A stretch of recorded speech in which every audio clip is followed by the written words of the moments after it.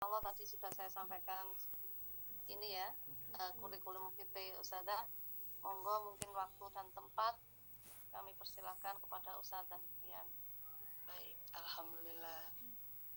Ini untuk hostnya bisa dipindah ke kafe psikologi ya. Saya pakai 2 perangkat.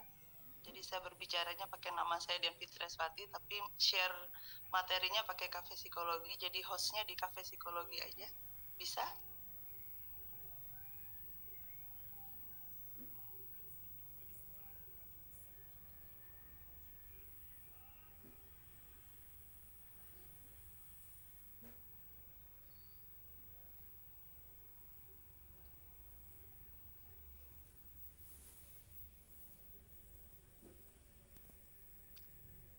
Baik, sambil menunggu ya, saya buka dulu, Iya, saya pembukaan dulu. Baik, jazakumullah khair untuk panitia ya dari Gria Tahfiz Balita nggih. Untuk amanahnya yang diberikan kepada saya hari ini, insya Allah saya diamanahi untuk membawakan materi yang berjudul peran Islamic Parenting untuk membentuk karakter anak soleh, begitu ya. Saya sudah share materi ke panitia, tapi sepertinya lebih enak kalau saya share sendiri ya, biar nanti bisa ngekliknya biar saya sendiri. Sudah diganti hostnya ke kafe psikologi, Ustazah Ina? Jadi ini masih saya sampaikan ke Ustazah Sulis. Oh gitu. Enggak, ini hostnya diganti aja ke saya biar saya yang share materinya dari saya aja.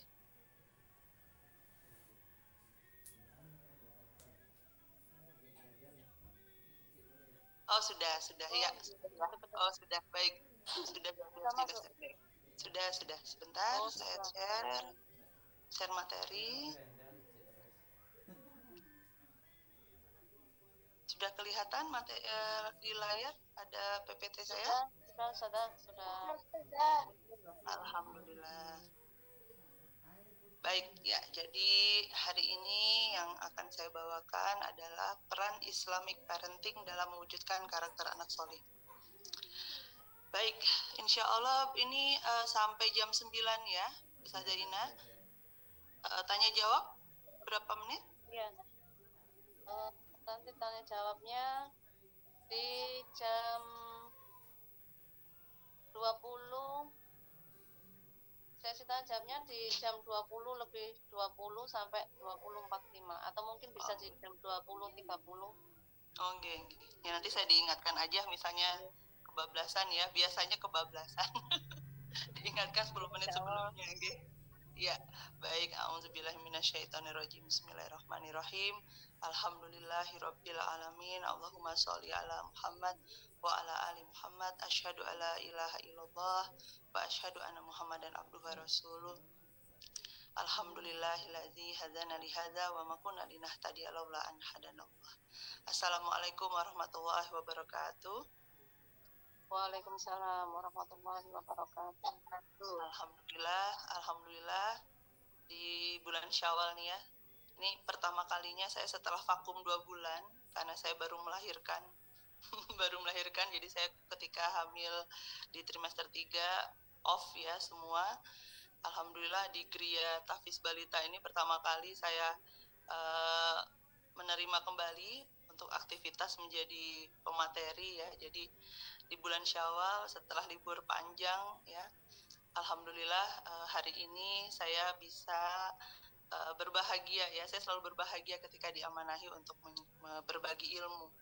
Mudah-mudahan nanti apa yang saya sampaikan bisa bermanfaat untuk kita semua ya, bukan cuma terutama buat saya juga sebetulnya pemateri, dalam menjadikan kita semua yang saat ini diamanahi Allah sebagai orang tua bisa menjalankan peran kita sebagai orang tua sesuai dengan apa yang disyariatkan, sesuai dengan apa yang diperintahkan Allah Subhanahu wa taala, sehingga kita akan bisa mendapatkan ridhonya Allah, rahmatnya Allah, kemudahan dari Allah dalam rangka mendidik anak-anak kita semua ya menjadi generasi-generasi Rabbani ya, amin Allahumma amin. Baik, untuk mempersingkat waktu ya, Oh ya, sebelumnya saya sapa dulu untuk semua panitia, tim. Saya belum terlalu kenal semua ya yang ada di Gria Tahfiz Balita, tapi saya kenal Bu Sulis ya.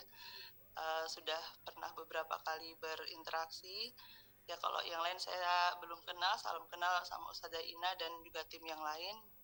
Juga peserta yang hari ini hadir malam ini ya. Mudah-mudahan tidak ngantuk ya. Mudah-mudahan tidak ngantuk. Ya, insya Allah sampai dengan jam 21.00 materi akan saya berikan. Baik, langsung saja. Tadi sudah. Oh, ini hostnya nggak ke saya lagi nih. Hostnya tolong ke. Oh, mau di share sama panitia kah? Saya materinya hilang ini, PPT-nya mohon maaf. Tolong hostnya di kafe psikologi. Yang kafe psikologi aja Bu, jangan yang Dian Fitreswati. Yang di kafe psikologi aja. Saya pakai 2 perangkat. Murid-murid di Gria Tahfiz Balita atau ada yang lain? Ada yang di luar itu? Atau umum? Untuk umum juga ini? Untuk umum sebenarnya, tapi mungkin mayoritas memang ini diwajibkan untuk para wali santri di Blitar. Sampun, Ustazah. Oh iya, alhamdulillah.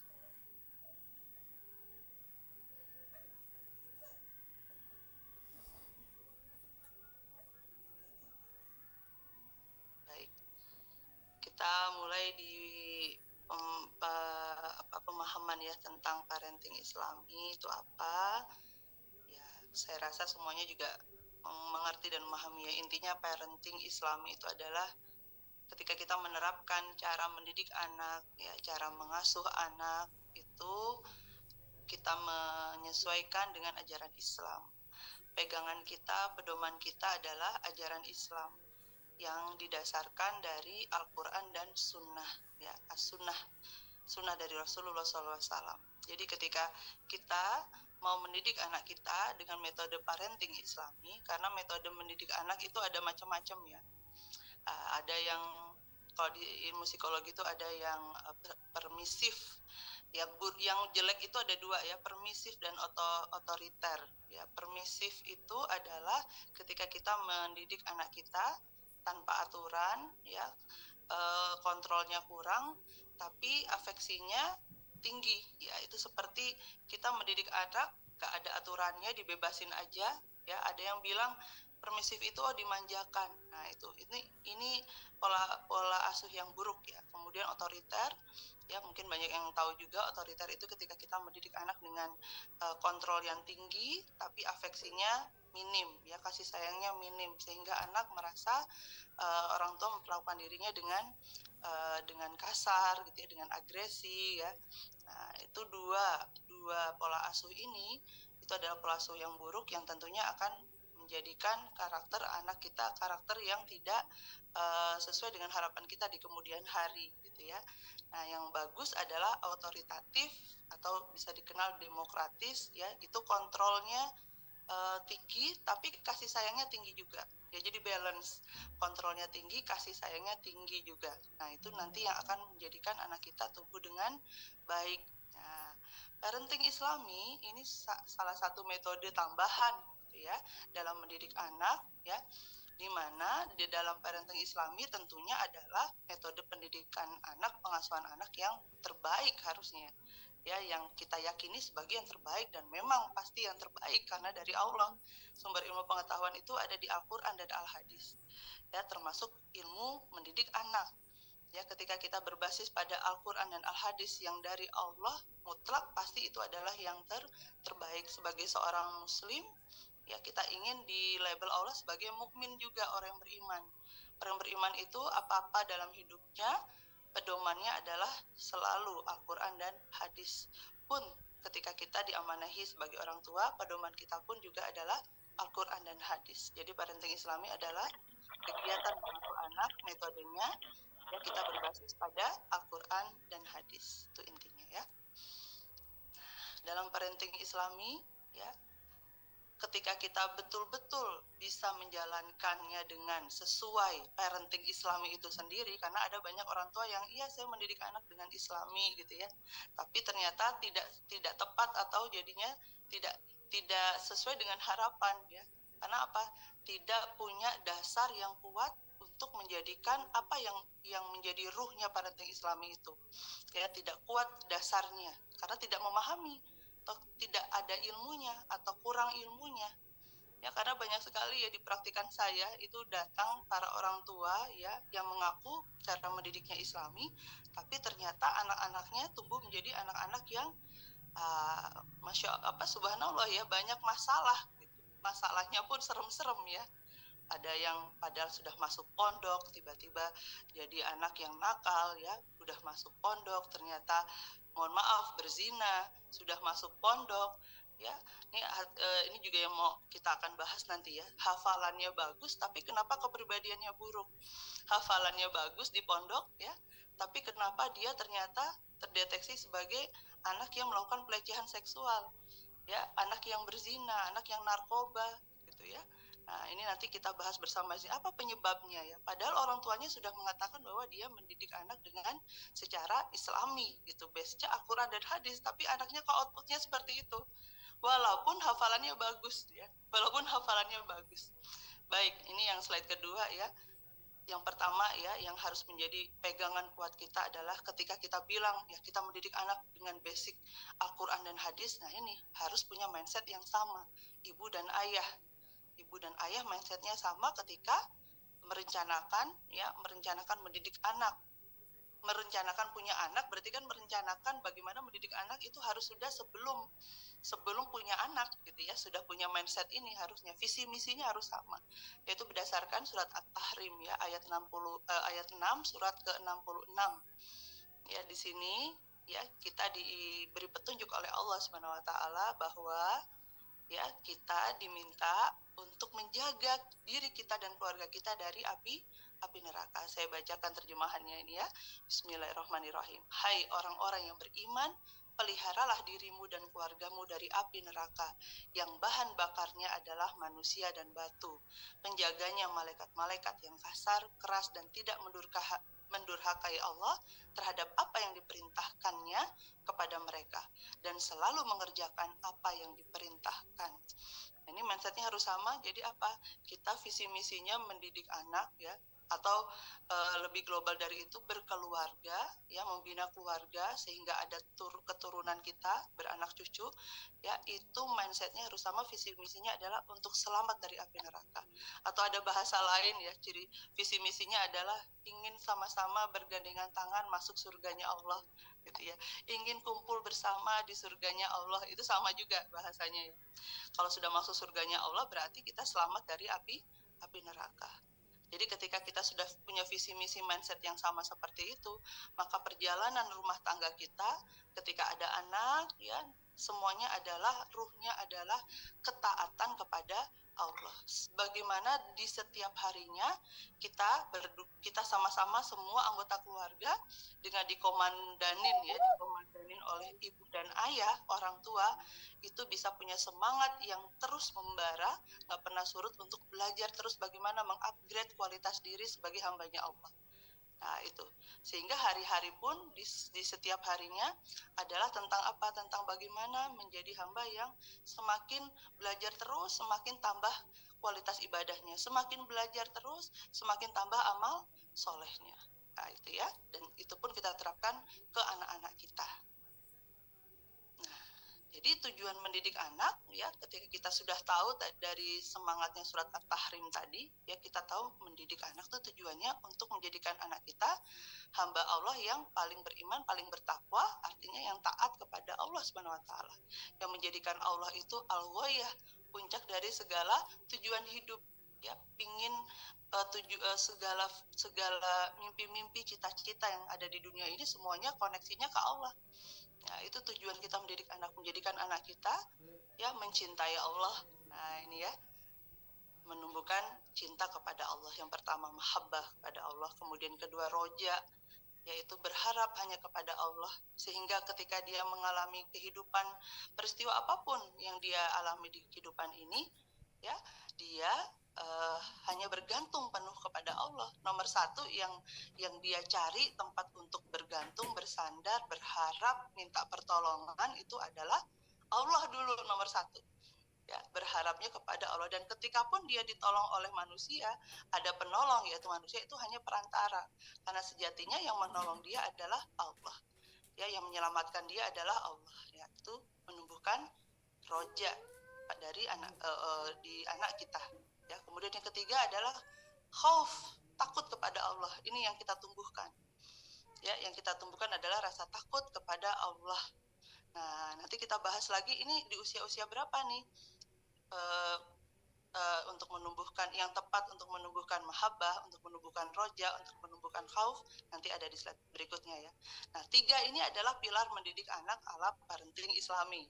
Jadi pilar mendidik anak itu ada 3. Pertama, menumbuhkan mahabbah kepada Allah, kedua roja, kemudian yang ketiga adalah khauf, ya, takut kepada Allah, ya. Dan untuk bisa menumbuhkan ini semua berarti, ya, fondasinya dalam kita mendidik anak, memperkenalkan anak kita kepada Allah. Ma'rifatullah itu mengenal Allah dan memahami Allah, ya, mengenal dan memahami Allah. Itu yang harus kita tanamkan menjadi fondasi dalam mendidik anak kita. Kalau sudah fondasinya adalah mengenal dan memahami Allah, ya, untuk bisa menumbuhkan cinta, roja, dan khauf itu tadi, berarti sumbernya adalah tentu Al-Quran, ya, Al-Quran dan Al-Hadis, di mana juga kita menanamkan tauhid yang sempurna kepada anak-anak kita, ya. Jadi mencintai Al-Quran dulu, ya. Banyak orang tua yang miss karena ingin anaknya pokoknya hafiz Quran, pokoknya hafal Quran, ya, tapi lupa menanamkan mencintai Al-Quran. Ya, karena kalau cuma dimasukkan sekolah hafalan, tapi orang tuanya di kesehariannya tidak menanamkan cinta kepada Al-Quran, cuma disuruh hafal, ada target gitu, ya. Lama-lama jadinya anak malah tidak tumbuh tuh rasa cintanya pada Al-Quran. Yang ada adalah apa? Keterpaksaan, ya, tuntutan, tekanan. Nih, hati-hati, ya. Ada beberapa orang tua, ya, tokoh-tokoh, saya lupa namanya, ya, itu pernah di nama tokoh ini tapi masih hidup sekarang, ya. Kalau Ustazah Yoyos Yusroh kan sudah meninggal, ya, yang ibu yang luar biasa, ya, yang anaknya dari 13 anak sepertinya 10 orangnya yang hafizoh, ya. Nah, tapi ini ada lagi namanya, saya lupa namanya Ustazah siapa gitu, ya, yang ada di Jakarta atau di Jawa Barat itu. Beliau berkata, ya, bahwa beliau itu tidak pernah menarget anak-anaknya untuk hafal Quran, ya, tapi dia memperkenalkan pada anak-anaknya, menjelaskan kepada anak-anaknya tentang indahnya Al-Quran, tentang kasih sayang Allah, ya, tentang betapa maha pengasih, maha penyayangnya Allah, betapa semua kenikmatan yang dia dapatkan dalam hidup ini itu semua adalah karena Allah. Ketika anaknya berprestasi, itu semua karena pertolongan Allah. Ketika anaknya menang, itu semua karena pertolongan Allah. Jadi membuat anak itu mengenal bahwa bukan karena kehebatan dia menang, bukan karena kepintaran dia berprestasi, tapi semua itu adalah karena pertolongan Allah. Nah, itu yang dinamakan menanamkan tauhid yang sempurna pada anak-anak kita, dan kemudian jadi mencintai Al-Quran. Kenapa? Karena Al-Quran itu kan cara kita berkomunikasi kepada Allah, firman-Nya Allah.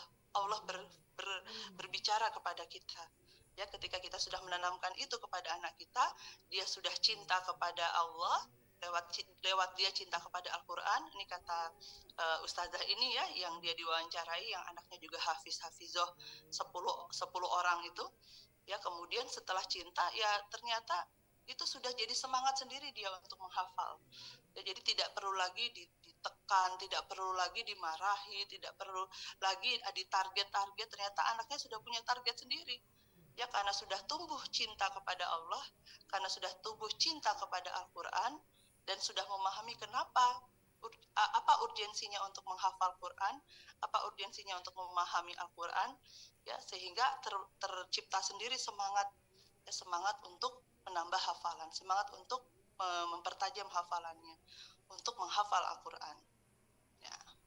Ini, ya, jadi harus jadi mindset para orang tua ketika kita memilih ya, kita sudah beritikat, kita sudah bertekad untuk mendidik anak kita secara Islam.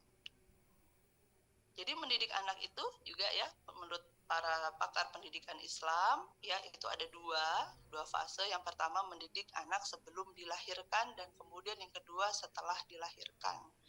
Nah, sebelum dilahirkan itu dimulai sejak awal ya dengan apa? Memilih pasangan ya.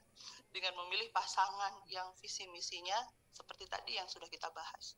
Yang mindsetnya sama-sama ketika berumah tangga itu semangatnya adalah selamat dari api neraka. Semangatnya adalah bergandengan bersama masuk surga. Semangatnya adalah setiap hari di dalam kehidupan sampai dengan wafat nanti itu adalah semangat untuk menimba ilmu, bersemangat untuk memperbaiki diri ya, semakin hari semakin menjadi hamba Allah yang berkualitas ibadahnya dan bertambah amal solehnya. Ya, sebelum dilahirkan itu juga ketika hamil ya, ketika mengandung.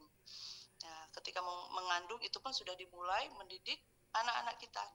Ya, karena ternyata janin itu dalam rahim ketika sudah berumur 120 hari atau kurang lebih 4 bulan ya, kandungan 4 bulan, sejatinya sudah bernyawa. Dan ini ada dalilnya ya, dari hadis riwayat Bukhari dan Muslim. Ya, Rasulullah SAW menjelaskan sesungguhnya setiap orang berada di dalam perut ibunya berbentuk mani selama 40 hari, kemudian berubah menjadi segumpal darah selama itu juga 40 hari juga, kemudian berubah menjadi sekerat daging selama itu juga 40 hari juga. Berarti kan 120 hari. Berarti di usia 120 hari kurang lebih 4 bulan, lalu diutuslah malaikat untuk meniupkan ruh kepadanya. Nah, ketika udah usia kurang lebih 4 bulan itu, ternyata anak bayi kita, janin kita dalam rahim itu sudah bernyawa dan sudah bisa kita install pendidikan-pendidikan yang kemudian menguatkan bagaimana nanti kita berharap dia menjadi hamba Allah yang berkualitas keimanan dan ketakwaannya, yang taat kepada Allah sudah sejak dari kandungan. Dan ini ada penelitiannya ya, nanti saya share ya penelitiannya, yaitu pentingnya mendidik anak sebelum dilahirkan. Sejak di dalam kandungan pun ada efek bagusnya untuk nanti bagaimana menciptakan dia punya karakter yang terbaik. Nah, kemudian mendidik anak sebelum dilahirkan itu ya, yang pertama saat memproduksi ya, saat memproduksi itu artinya ketika suami istri ya berhubungan, suami istri ya lakukan sesuai dengan yang disunahkan, ada doanya ya, kemudian ada adab-adabnya ya, itu diikuti ya, diikuti sesuai dengan yang disunahkan. Kemudian selama hamil ya, selama di kandungan ya, tadi sejak usia kurang lebih 4 bulan di kandungan ya, atau dari usia sebulan pun ya, kita sudah banyak berdoa ya, sebagai ibu, ayahnya juga ya, bukan cuma ibunya saja tapi ayahnya pun juga banyak-banyak berinteraksi dengan Al-Quran dan Sunnah ya, dan lebih baik melantunkan sendiri ayat-ayat Al-Qurannya ya, jangan pakai murotal. Meskipun pakai murotal itu juga tidak salah dan tidak buruk, tapi lebih akan menguatkan lagi kalau kita melantunkan sendiri dengan suara kita, sehingga anak kita pun mendengar dari rahimnya, dari rahim kita, dari kandungan kita, mendengar suara ibunya, mendengar suara ayahnya yang melantunkan ayat suci Al-Quran gitu ya, itu lebih mengena daripada pakai diperdengarkan murotal orang lain yang membaca Quran. Kemudian banyak-banyak berdoa untuk anak agar Allah menetapkan kebaikan-kebaikan untuknya ya, dari sejak kita tahu bahwa kita hamil ya, Allah anugerahi janin dalam rahim kita ya, sudah kita banyak berdoa ya, apalagi nanti ketika mau masuk ke 4 bulan tadi ya, ketika ruh sudah ditiupkan ke anak kita ya, kita banyak-banyak berdoa, karena di saat ruh ditiupkan itu kan Allah menetapkan banyak hal ya, beberapa hal untuk anak kita ya, jodohnya, usianya ya, rezekinya, nasibnya gitu kan. Nah, kemudian banyak-banyak diajak berbicara ya, sejak ada di kandungan, ngobrol tentang rasa syukur kepada Allah, tentang kasih sayang Allah ya, tentang Asmaul Husna ya, zikir ya. Ketika kemarin saya hamil itu juga ya, alhamdulillah ya, sering ketika berinteraksi dengan janin saya yang ada di kandungan ya, saya pantunkan Asmaul Husna ya, kemudian banyak-banyak ngobrol tentang rasa syukur bahwa alhamdulillah Dede dianugerahi Allah ya, kepada saya maksudnya ya, sebagai hadiah yang terindah. Karena mungkin di sini ada beberapa yang sudah tahu ya, saya 15 tahun menikah, baru dikaruniai anak tahun ini. 15 tahun menikah, Allah secara ajaib kun fayakun ya, memberi anak kepada saya ya, di mana saya selama ini menjadi psikolog parenting ya. Nah, psikolog parenting yang banyak membantu orang tua dalam mendidik anak ya. Tapi Allah simpan hadiah terindah itu baru tahun 2022 saya dianugerahi kehamilan, dan tanggal 3 Maret kemarin ini anak saya lahir ya. Jadi doakan ya ibu-ibu semua, semoga amanah ini ya yang Allah anugerahkan kepada saya dan suami ini betul-betul bisa dijaga ya, sesuai dengan fitrahnya bertauhid kepada Allah, menjadi hamba yang taat kepada Allah. Amin Allahumma amin. Jadi saya curhat nih ya. Ya karena itu keajaiban Allah ya, benar-benar keajaiban itu, karena sedang tidak promil dan sudah pasrah, tapi ternyata kun fayakun, Allah beri. Masya Allah. Baik, kemudian mengkonsumsi makanan dan minuman yang halal ya, jadi hati-hati sama pendapatan kita, sama pekerjaan kita ya. Pastikan apa yang didapat itu adalah dari yang halal ya. Kemudian makanan minuman yang disunahkan tuh artinya ya seperti kurma ya, seperti madu ya, yang disunahkan ya oleh Rasulullah. Kemudian merencanakan proses kelahiran yang syar'i ya. Ini sekarang banyak sekali ya edukasi ya. Kemarin saya juga mengikuti ya, ada sekolah hamil ya yang syar'i, yaitu sangat penting juga ya kita untuk mengikutinya, untuk belajar dan memahaminya, sehingga nanti proses kelahiran kita pun bisa sesuai dengan atau tidak melanggar syariat ya.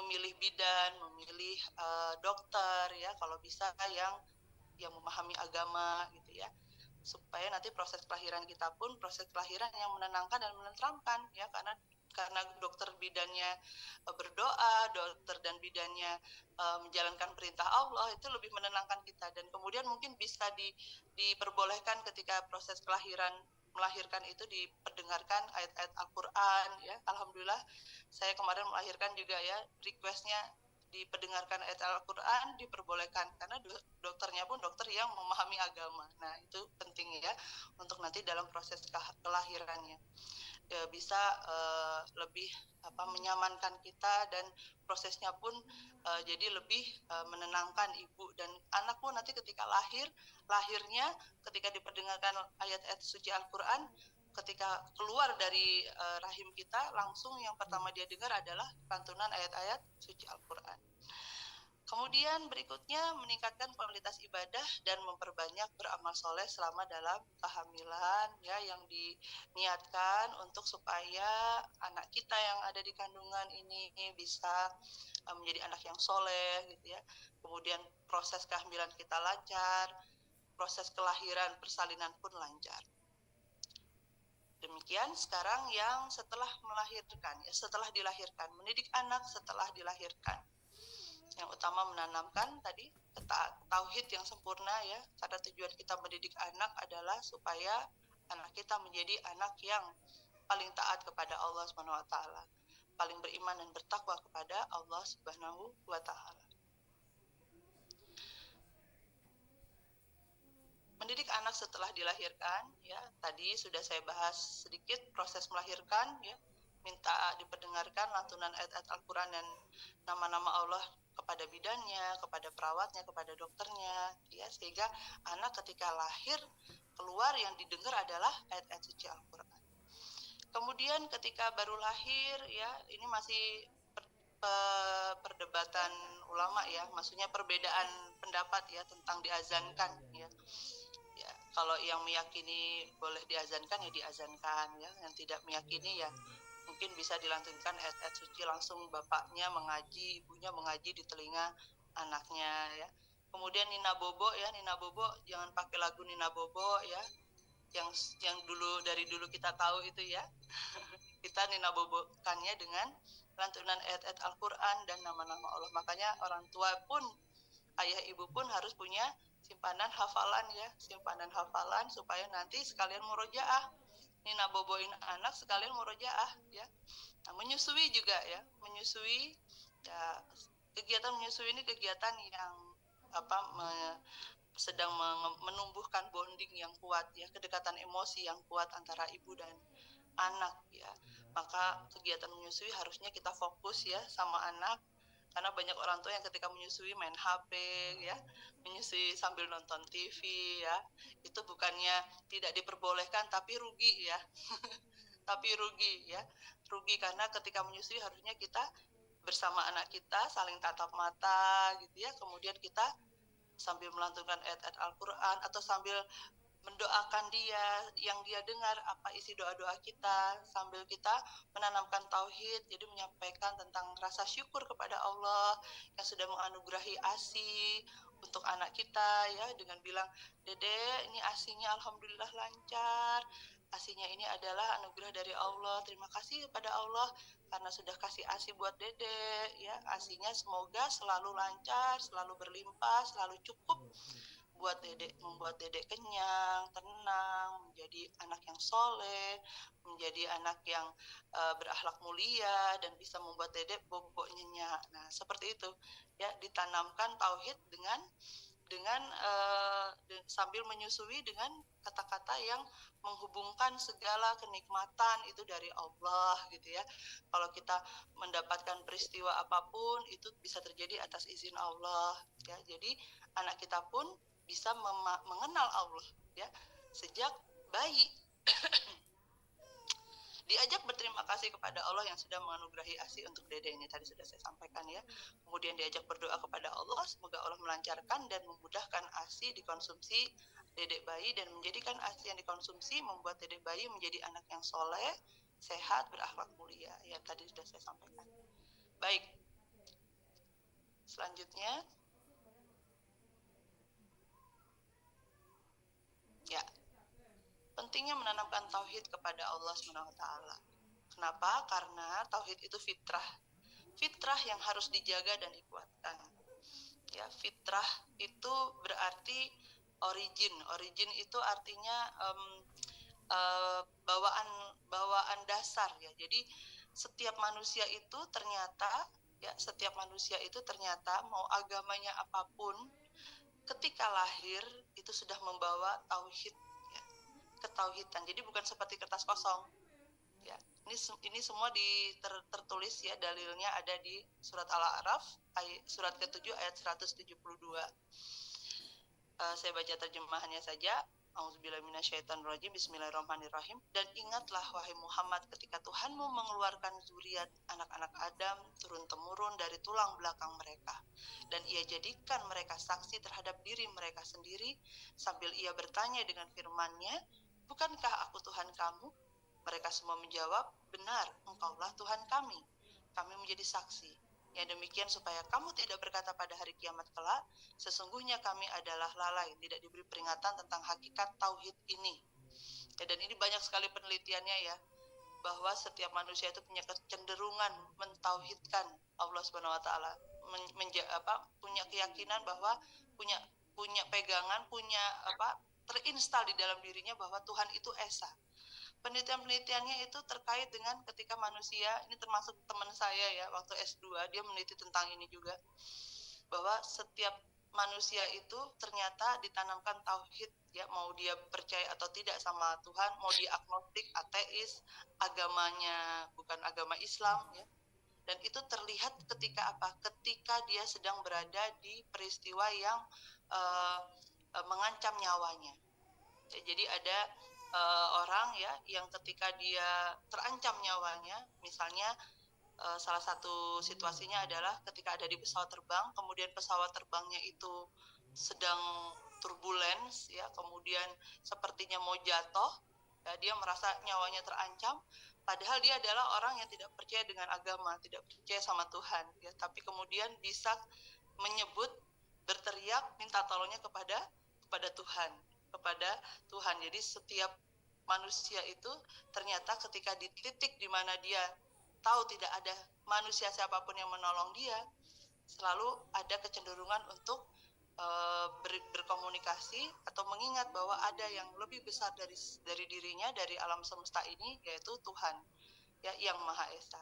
Artinya adalah, ya, manusia itu ketika dilahirkan, bayi ketika dilahirkan bukan seperti kertas putih kosong gitu ya, tapi membawa bibit baik sebetulnya, membawa bibit baik, yaitu tauhidan ini. Nah, ini ada hadis, ya, dikuatkan oleh hadis dari riwayat Al-Bukhari. Rasulullah SAW berkata, ya, bahwa semua bayi dilahirkan dalam keadaan fitrah. Ibu bapaknya lah yang menjadikan ia Yahudi, Nasrani, atau Majusi. Ya, fitrahnya apa? Fitrah kepada agama ini, ya, fitrah kepada agama yang hanif, yang benar ini, ya, yang penciptanya adalah Allah Subhanahu Wa Taala. Ini berbeda dari perspektif psikologi, ya. Kalau perspektif psikologi, ya, ilmu psikologi ini bukan berarti jelek semua, ya. Memang tokoh-tokohnya banyak orang-orang Yahudi, banyak orang-orang yang non-Muslim, ya.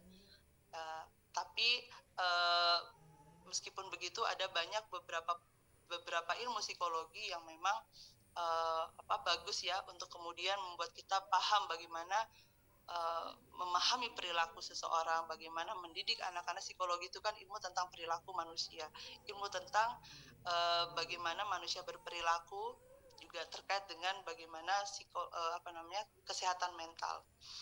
Ya, jadi ini tokohnya yang terkenal itu kan psikoanalisa, ya, sama behaviorisme. Kalau yang ini yang digambar ini tokoh psikoanalisa. Saya kok jadi lupa namanya. Tokoh psikoanalisa, aduh jadi lupa saya, ya, nggak apa-apa, kita skip aja. Nah, ini mengatakan bahwa, kalau yang behaviorisme dulu, ya, mengatakan bahwa manusia lahir seperti kertas putih.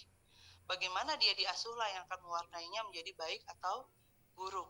Ya, jadi berbeda dengan konsep Islam, ya, konsep agama kita di hadis yang tadi yang kita lihat sebelumnya, bahwa manusia lahir sudah punya fitrah, ya, fitrah keagamaan. Nah, kalau yang behaviorisme mengatakan seperti kertas putih, jadi nggak bawa apa-apa. Yang bikin kertas putih itu diwarnai buruk atau baik, itu adalah siapa yang mengasuh anak tersebut, ya. Kemudian kalau psikoanalisa, manusia lahir membawa bibit baik dan bibit buruk. Jadi membawa sifat baik, sifat buruk. Sudah bawa hal baik dan hal buruk. Nah, siapa yang mengasuhnya lah yang akan mewarnainya menjadi yang dominan baik atau yang dominan buruk. Nah, ini kurang tepat, ya. Ini kurang tepat karena apa? Ya, karena kalau misalnya pakai teori ini, manusia menjadi pesimis. Nah, manusia lebih pesimis ketika apa? Ketika nanti dia lahir, kemudian tumbuh dewasa, menyadari bahwa dia diasuh dan dididik oleh orang tua yang buruk, ya, dari gen yang buruk, ya. Misalnya orang tuanya memang orang tua yang penjahat misalnya, ya, atau kriminal misalnya, atau mohon maaf, dari ibunya adalah wanita yang tunasusila misalnya, ya. Dia tahu dia diasuh oleh orang tua yang seperti itu, dia akan pesimis. Pesimisnya kenapa? Ya, aku tidak bisa diapa-apain. Ya sudah, karena aku lahir dari orang tua yang buruk, ya aku akan menjadi diri yang buruk, ya, karena sudah tidak bisa dirubah lagi. Sehingga ketika anak itu menyadari bahwa dia memang sudah punya gen yang buruk dari orang tuanya, dia akan pesimis dan kemudian akan memutuskan bahwa, ya, dia memang orang yang buruk. Berbeda dengan ketika kita memakai konsep Islam, ya. Kalau di perspektif Islam, bahwa manusia itu aslinya, dasarnya, ketika diciptakan Allah, dilahirkan, itu suci. Suci itu artinya bersih dari keburukan, bukan seperti kertas kosong, ya. Bersih dari keburukan artinya apa? Bawa bibit baik saja, gitu. Yang dibawa adalah bibit baik saja. Nah, kita suka istilahkan kalau di kelas saya, di positive class, bahwa setiap bayi yang baru lahir, manusia yang baru lahir itu dasarnya, aslinya baik, positif. Karena Allah sudah menanamkan itu tauhid itu tadi seperti di surat Al-A'raf ya, dan seperti di hadis tadi. Jadi membuat optimis. Kenapa? Orang-orang yang hari ini ya ketika dia sudah tumbuh dewasa ya adalah seorang penjahat gitu ya, adalah seorang kriminal, adalah seorang pendosa ya. Ketika dia memahami konsep Islam tadi bahwa dia aslinya itu fitrahnya adalah baik ya, bertauhid pada Allah, suci, bersih dari keburukan, maka dia seperti punya kesempatan ya, untuk bisa kembali ke fitrah, untuk bisa memperbaiki dirinya, untuk bisa membersihkan lagi dirinya, karena aslinya itu adalah dia baik. Karena siapa yang mengasuh dan mendidiknya lah, maka yang menyebabkan dia hari ini menjadi penjahat gitu ya, dia menjadi kriminal ya, karena pengaruh lingkungan yang kuat ya. Tapi akan ada secercah harapan ketika dia memahami konsep Islam bahwa aku tuh aslinya nggak seperti ini, aku diciptakan Allah dengan kondisi suci, bersih dari keburukan, dalam kondisi baik sebetulnya, maka aku bisa punya kesempatan kembali ke fitrah. Kata-kata kembali ke fitrah sepertinya familiar ya, ketika di bulan Ramadan tujuan kita adalah meraih kemenangan kembali ke fitrah. Nah, itu kesempatan kita. Dan bukan cuma di bulan Ramadan, bulan Ramadan tuh bulan yang banyak bonusnya, banyak hadiahnya dari Allah ya, berlipat ganda tanpa batas. Sebetulnya di luar bulan Ramadan pun ya banyak kesempatan kita untuk kembali ke fitrah. Karena apa? Pintu tobat dari Allah terbuka lebar bagi siapa yang mau bertobat, bagi siapa yang serius untuk mohon ampun kepada Allah, ingin memperbaiki diri. Nah, itulah Islam ya, luar biasa, penuh dengan kesempurnaan. Ya, kalau kita pakai perspektifnya tadi, tokoh-tokoh psikoanalisa dan behaviorism, ya kita akan menjadi manusia yang putus asa. Ya, seperti tidak ada kesempatan lagi untuk menjadi orang baik karena ya aku dididik sama orang tua yang memang buruk, ya mau gimana lagi, ya udah aku nggak usah jadi orang baik aja, sekalian aja nyemplung jadi orang jahat. Ada yang gitu ya, suka kata-kata kayak gitu ya, aku tuh sudah pendosa, udah sekalian aja jadi pendosa yang lebih ekstrim lagi. Nah, sering kita dengar kata-kata seperti itu dari orang yang pesimis. Tapi kalau sudah memahami agama ini ya, maka dia akan menjadi orang yang optimis. Oh, ternyata bisa kok kembali ke fitrah, ada kesempatan kok untuk menjadi orang yang lebih baik. Nah, ini ya.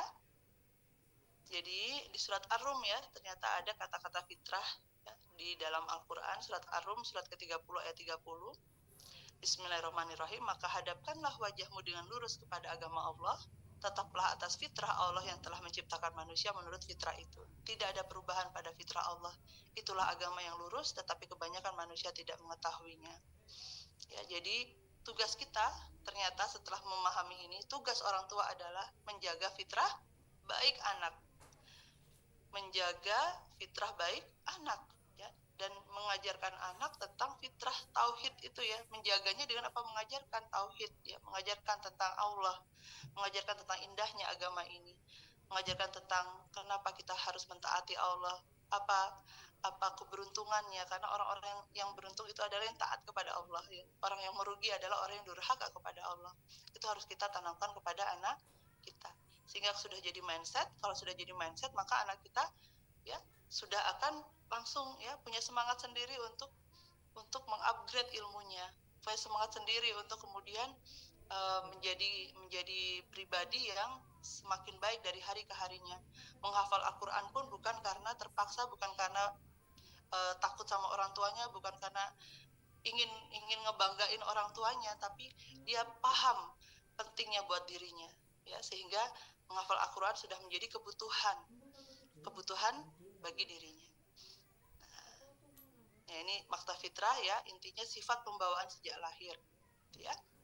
Nah, dari surat Ar-Rum itu memperlihatkan kejelasan pengertian fitrah, bahwa manusia diciptakan dengan membawa fitrah keagamaan yang hanif, yang benar, dan tidak bisa menghindar meskipun boleh jadi ia mengabaikan atau tidak mengakuinya. Ini untuk semua manusia, mau hari ini percaya atau tidak sama agama, sama Tuhan, mau bukan orang muslim ya, semuanya ada kecenderungan ke arah fitrah. Coba kalau misalnya ibu-ibu, bapak-bapak ya yang ada di sini sering-sering nonton cerita mu'alaf ya, cerita mu'alaf barat ya, cerita mualaf nggak hanya di barat ya, tapi kalau saya lebih senang nonton yang orang-orang barat ya, karena apa ya, penjelasannya itu lebih mengena gitu, dan mereka itu kan dari negeri barat ya, yang dari golongan mayoritas ya, minoritas muslim tuh ada di negeri barat ya. Jadi ketika mendengarkan kisahnya mereka ya, kita jadi paham bahwa oh betul nih fitrah ya, teori fitrah ya, bahwa memang kecenderungan manusia itu ya akan mencari fitrahnya ya. Ketika tidak sesuai fitrah, maka hidupnya tidak akan tenang dan tentram. Dan itulah yang mereka rasakan sebelum kenal Islam. Setelah sudah mengenal Islam, maka merasa bahwa hidupnya udah utuh ya, hidupnya seperti dia menemukan dirinya kembali ya. Kata-kata seperti itu sering terlontar ya ketika kita mendengar para mu'alaf itu yang menemukan fitrahnya, yaitu di agama Islam. Nah, fitrah dalam diri anak ya, mungkin pernah dengar mendidik anak berbasis fitrah ya. Nah, itu cuma ada di Islam nih pelajaran ini, nggak ada di ilmu psikologi umum ya. Dan ini yang terbaik ya. Mungkin bisa saya sarankan Bapak Ibu ya untuk belajar mendidik anak sesuai fitrahnya, belajar ilmu tentang fitrah anak. Jadi fitrah tadi sudah saya jelaskan ya, bahwa fitrah adalah kecenderungan yang mendorong manusia untuk melakukan hal tertentu tanpa didahului pengetahuan atau latihan. Jadi kayak sudah bawaan lahir, sifat bawaan lahir ya. Rumah adalah tempat menumbuhkan fitrah anak. Tugas orang tua adalah menjaga dan merawat fitrah anak. Hal-hal yang melanggar fitrah anak akan menjadi bibit masalah dan kesulitan. Fitrah anak itu ada 4 ya. Fitrah iman, ya tadi tentang tauhid tadi. Fitrah bakat, ya bahwa setiap anak itu sudah Allah titipkan bakat dan potensinya masing-masing. Makanya kita sebagai orang tua itu sebetulnya jadi fasilitator ya, melihat di mana bakat anak kita. Bukan kita yang memerintah anak kita untuk jadi yang kita mau ya, karena nanti yang ada adalah kekacauan. Ya, banyak orang tua yang berharap anaknya seperti berprofesi, memiliki pekerjaan seperti yang orang tuanya harapkan dan inginkan, padahal tidak sesuai dengan fitrahnya. Nah, itu nanti akan merusak anak tersebut yang harusnya dia jadi berlian, tapi karena dipaksa tidak sesuai dengan fitrahnya, maka dia akan berlian yang ada di tempat sampah. Jadi banyak anak-anak yang underachiever, berprestasi di bawah kemampuan sebenarnya ya, karena ini orang tuanya tidak memahami tentang fitrah bakatnya anak. Kemudian ada fitrah belajar ya, bagaimana anak-anak kita punya gaya-gaya belajar yang berbeda-beda, metode belajar yang berbeda-beda pun untuk menghafal Quran ya. Saya punya keponakan ya, itu berbeda-beda ya sesuai dengan karakternya, cara dia menghafal Quran. Ada yang lambat, ada yang cepat dengan satu metode. Ternyata yang lambat ini dia tidak cocok dengan metode menghafal yang selama ini diterapkan ya, karena dia punya gaya belajarnya yang berbeda ya. Si yang lamban ini dia punya otak kanan ya. Otak kanan itu dia kalau menghafal lebih susah, tapi kalau mau menghafal bisa jangka panjang, tapi dengan apa? Memahami maknanya. Jadi yang keponakan saya yang lamban ini ternyata dia bisa menghafal dengan cepat kalau dia menghafal sambil memahami makna apa yang dia baca ya. Jadi sambil baca terjemahannya atau sambil menghafal terjemahannya ya, seperti metode AMA yang saat ini sedang digalakkan Ustazah Maya ya, mungkin Bapak Ibu tahu ya. Nah, itu kan menghafal ayat langsung sama artinya. Nah, untuk orang-orang otak kanan itu paling cocok ini. Sebetulnya otak kiri pun dengan metode ini pun juga bagus ya. Tapi orang yang otak kiri lebih apa? Kalau tidak dengan terjemahannya pun bisa cepat hafal gitu. Baik, kemudian ada fitrah seksualitas ya, bahwa manusia diciptakan gendernya cuma 2 ya, laki-laki dan perempuan. Kalau yang laki-laki ada kecenderungan ya punya cara berpikir laki-laki, seperti laki-laki, kepribadian seperti laki-laki, ya itu harus kita pahami ya. Jangan kemudian kita punya anak laki-laki karena pinginnya punya anak perempuan didandanin seperti laki-laki ya. Jangan kemudian kita punya anak laki-laki ya dikasih boneka ya, mainannya mainan masakan. Nah, itu harus kita belajar nih memahami tentang fitrah-fitrah dalam diri anak. Tapi yang utama pondasi dasarnya adalah fitrah keimanan. Ini yang harus betul-betul kita pahami, kemudian kita jaga dari diri anak kita. Saya nggak akan bahas panjang ya tentang fitrah bakat, fitrah belajar, fitrah seksualitas ya, karena nanti panjang sekali. Yang utama adalah pondasinya fitrah iman. Ini cukup Bapak Ibu tahu saja bahwa ada 4 jenis fitrah dalam diri anak kita yang harus kita pahami dan kemudian kita kita jaga gitu ya.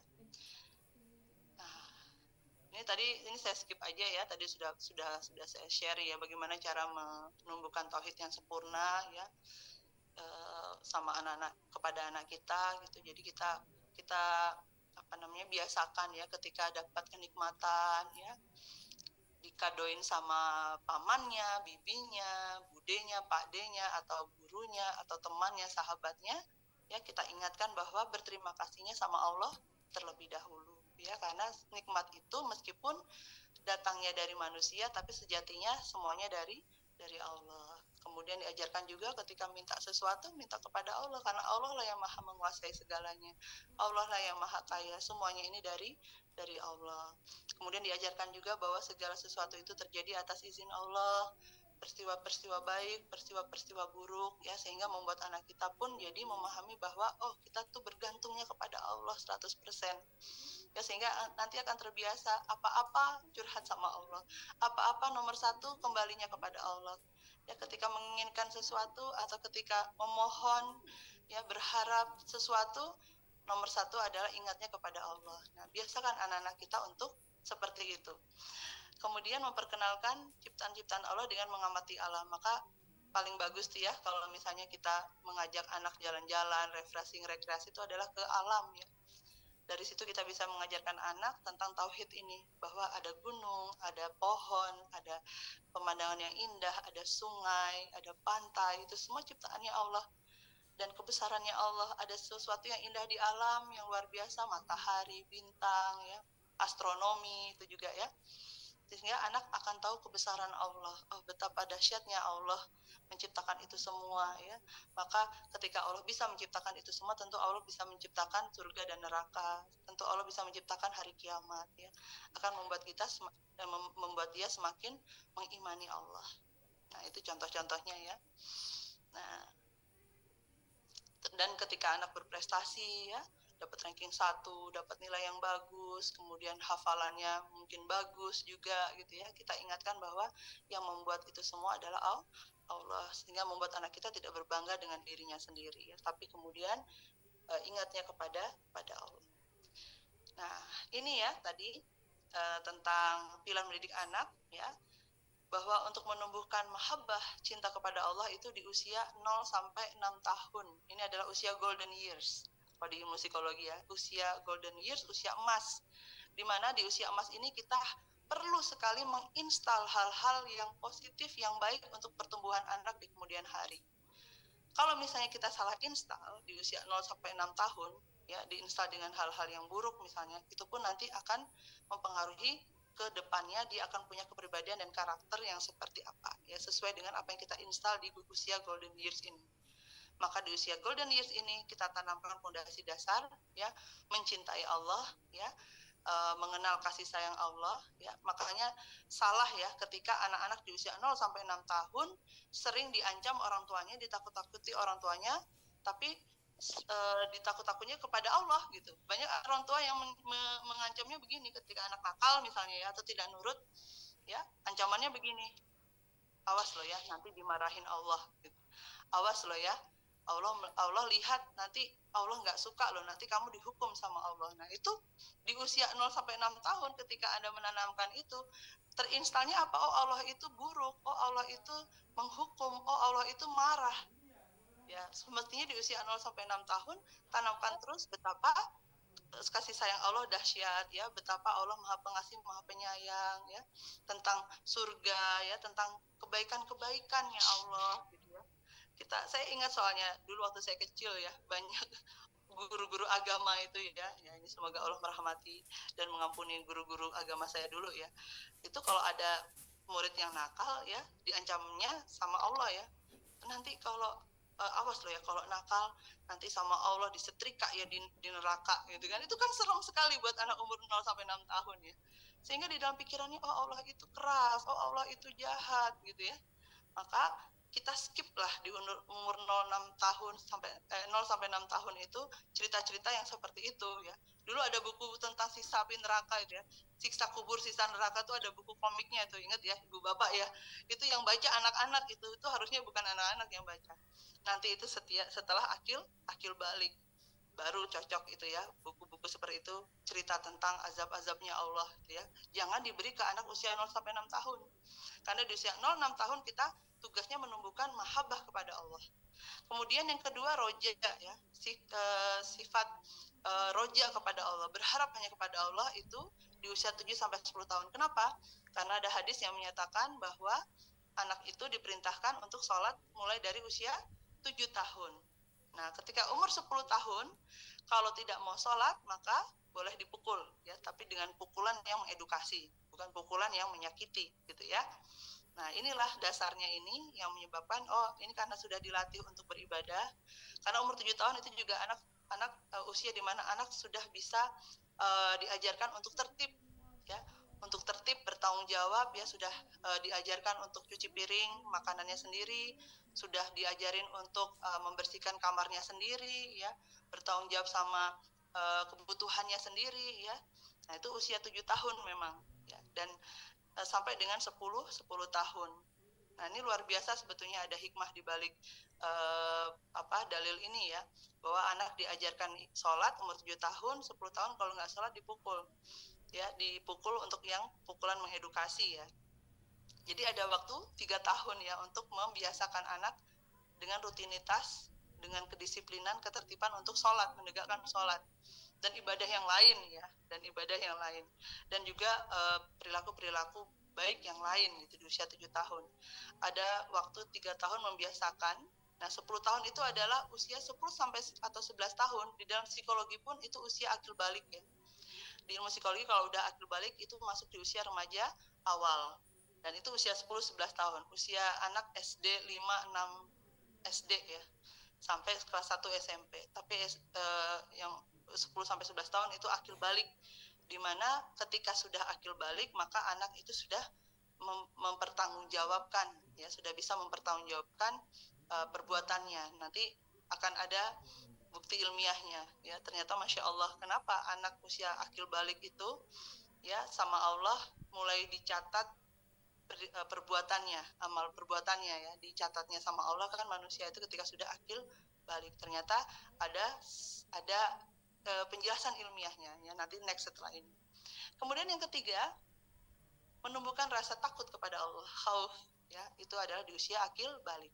Seperti tadi yang sudah saya sampaikan ya, menjelaskan tentang hukuman-hukuman, ya, azab-azab, ya, itu ketika usia akil balik.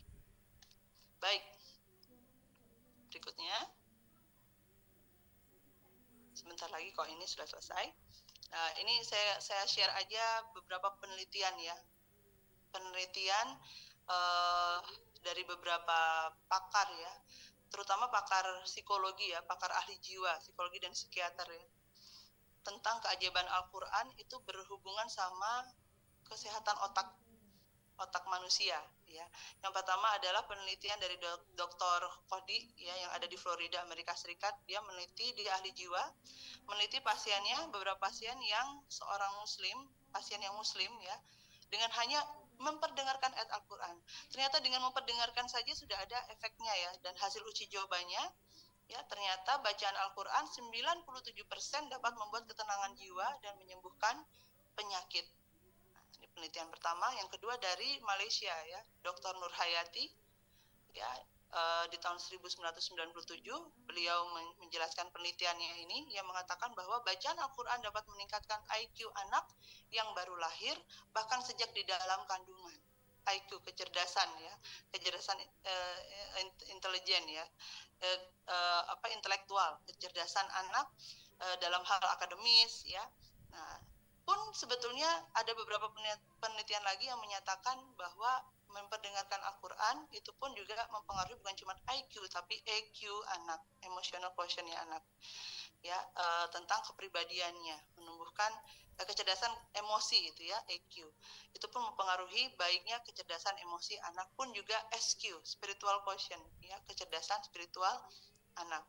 Nah, Dr. Nur Hayati bilang, ya, anak-anak yang diperdengarkan ayat Al-Quran, bacaan Al-Quran, akan terlihat lebih tenang, lebih ceria ketika dibacakan ayat Al-Quran. Ya. Dan saya rasa banyak ibu-ibu di sini yang ketika mengaplikasikan ini ya, memperdengarkan lantunan ayat pada anaknya dari sejak di kandungan, ya, ketika anaknya lahir lebih tenang, jarang rewel, lebih mudah gitu ya. Masya Allah, alhamdulillah, ini semoga saya men-sharekan ini tahadus bin nikmah ya.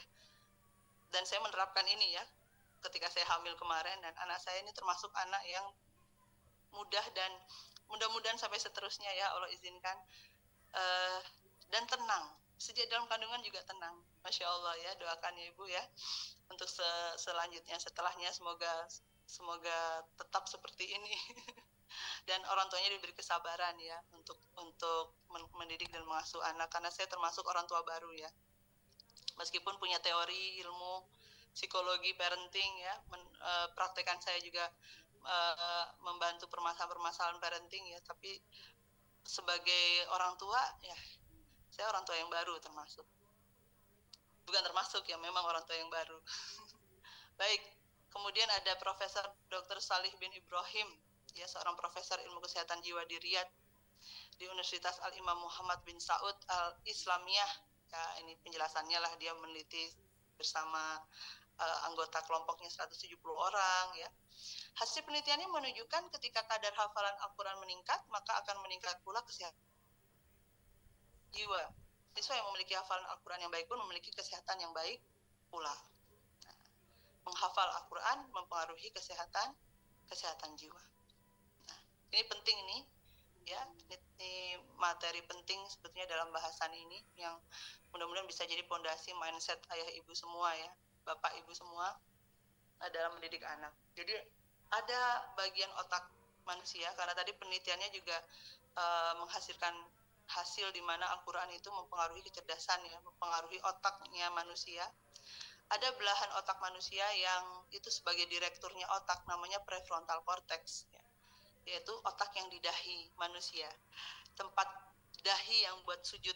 Nah, kita kalau sujud dahi kita tempel ke tanah, nah itu tempatnya prefrontal cortex, kita singkat PFC ya. Nah, ketika PFC ini, bagian otak ini dikuatkan ya, maka anak pun akan kemudian akan mempengaruhi bagaimana sikap dan perilakunya. Jadi ini otak kepribadian, Bu Bapak ya. Otak kepribadian manusia ketika dia terinstall dengan install yang baik, kemudian menyebabkan fungsinya baik, menguatkan fungsi PFC dengan baik, maka anak kita pun punya kepribadian dan sikap yang perilaku yang baik, karena ini otak kepribadian. Dan Al-Quran itu menguatkan, berdasarkan penelitian tadi yang saya jelaskan sebelumnya, Al-Quran itu menguatkan PFC, sehingga ketika yang terinstall adalah Al-Quran ya, dan itu menguatkan fungsi PFC-nya, itu akan membuat anak punya mindset yang terbaik, yaitu mindset apa? Takwa kepada Allah Subhanahu wa taala.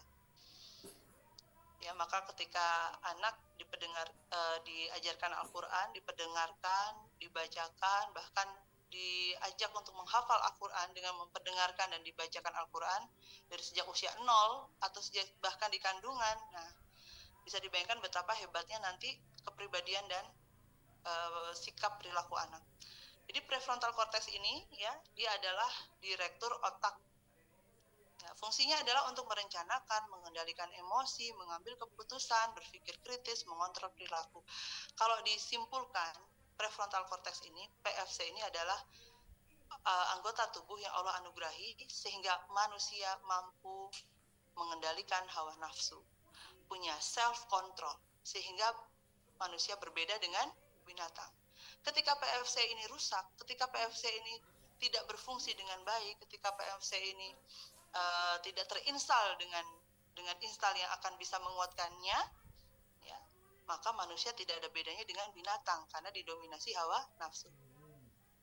Maka banyak pakar yang kemudian merujuk pada akal yang disebut dalam agama kita, dalam ayat-ayat Al-Quran dan hadis ya, bahwa orang yang beriman itu yang paling cerdas ya, yang pakai akal itu adalah orang beriman. Nah, Yang dimaksud akal itu adalah otak bagian ini nih, PFC. Ya, karena ketika PFC ini dikuatkan, maka manusia menjadi manusia yang mulia karena mampu mengontrol diri, punya self control yang baik. Dan PFC ini mulai berfungsi sejak akil balik dan terus berkembang serta akan matang pada usia 25 tahun. Maka dari itu, kenapa di usia akil balik 10 atau 11 tahun, itu tadi ya, itu adalah usia di mana mulai dicatatnya perilaku manusia. Allah mencatat melalui malaikatnya ya perilaku kita mulai bertanggung jawab sama perilaku kita adalah ketika di usia akil balik. Karena apa? Karena ada organ luar biasa yang Allah ciptakan dalam diri manusia, yaitu PFC ini berfungsinya adalah ketika akil balik, sehingga ketika ini berfungsi maka manusia sudah punya kemampuan merencanakan, mengambil keputusan, mengontrol perilaku, berpikir kritis, baik dan benar, bisa memutuskan baik dan benar, memilih baik dan benar, gitu ya, mengendalikan emosi. Ini ketika PFC ini berfungsi, yaitu di usia akil balik. Masya Allah. Dan ini yang harus dijaga. Ya, PFC itu rusak. Nomor 1 penyebab terbesar kerusakan PFC adalah pornografi. Ya, jadi ketika anak-anak kita terpapar pornografi, ya itu akan merusak fungsi prefrontal cortex. Apa yang terjadi kalau ini rusak? Ya, anak akan mudah marah, melawan, berkata kasar, bahkan keji, impulsif, berbohong, mudi, jorok. Ya, berkata-kata jorok maksudnya, malu, tidak pada tempatnya, sulit berkonsentrasi. Ya, di bidang pendidikan pun ada penurunan, prestasi akademik menurun, kemudian mudah menyalahkan orang lain, menutup diri secara emosional, hilang empati, semaunya sendiri, mudah terbawa arus pergaulan bebas. Ya, mudah terbawa arus yang buruk-buruk. Nah, ini yang terjadi kalau prefrontal cortex-nya rusak. Dan yang paling merusak prefrontal cortex menurut penelitian beberapa ahli syaraf, ya, dokter ahli syaraf, ya, itu adalah pornografi. Nah, ini makanya kita harus paham nih ya, strategi musuh Islam nih. Ya di zaman sekarang ya, begitu gemparnya ya, menggempur anak-anak kita, generasi muda ya, dengan pornografi, gadget ya, kehidupan hedonis, ada K-pop gitu ya, ada idola-idola itu ya. Itu merusak prefrontal cortex pada akhirnya dan mencegah manusia dekat dengan Quran.